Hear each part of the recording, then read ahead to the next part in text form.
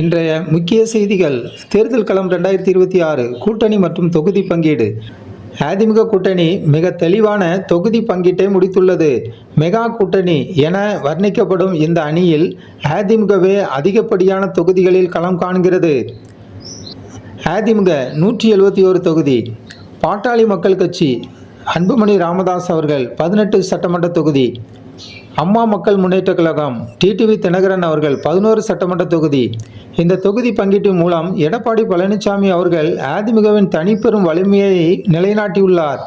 171 இடங்களில் அதிமுக போட்டியிடுவது அக்கட்சி தொண்டர்களிடையே உற்சாகத்தை ஏற்படுத்தியுள்ளது.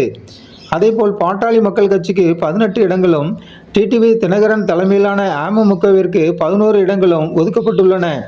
தென் தமிழகம் மற்றும் வட தமிழகத்தில் இந்த வாக்கு வங்கி அதிமுகவுக்கு பெரும் பலமாக அமையும் என எதிர்பார்க்கப்படுகிறது.